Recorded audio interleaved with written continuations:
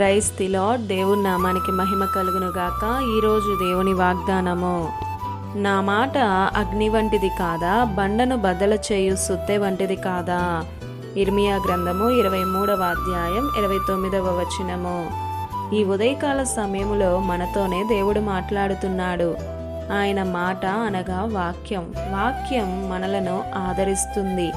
కన్నీటి వేళలో, వేదనతో కృంగిపోతున్న సమయాలలో ఓదార్పునిస్తుంది. ఆయన మాటలో గొప్ప శక్తి ఉంది. మాట మాత్రం సెలవిస్తే దాసుడు స్వస్థత పొందుకున్నాడు. ఆయన మాట వినగానే చిన్నది లేచి కూర్చుంది. ఆయన మాట వినగానే దయ్యాలు గడగడలాడాయి. ఆయన తన మాటతోనే ప్రకృతిని శాసించాడు. నీటిని గద్దిస్తే నీరు నిమ్మలమయ్యింది. ఆయన మాట ద్వారా ఎన్నెన్నో కార్యాలు, అద్భుతాలే జరిగాయి.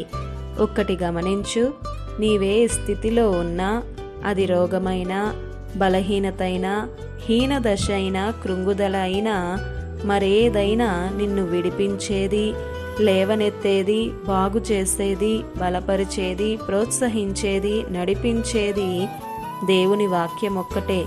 అది తప్ప ఈ సృష్టిలో మరేదీ లేదు.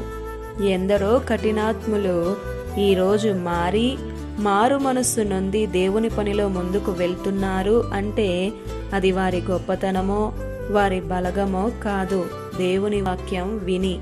ఈరోజు నీ హృదయం ఎటువైపు ఉంది? మంచి వైపా, చెడు వైపా?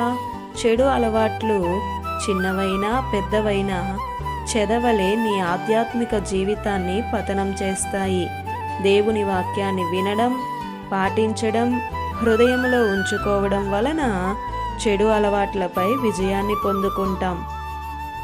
ఇట్టి వాక్యపు వెలుగులో నడవాలని దేవుని ఆశ. ఆయన మాట ప్రకారం జీవించుదామా మరి? ఇది నా వాగ్దానం మీ అందరి జీవితాలలో నెరవేరాలని కోరుతూ, దేవుని సువార్త పరిచర్యలో మీ సహోదరి Prasanna. God bless you. Amen.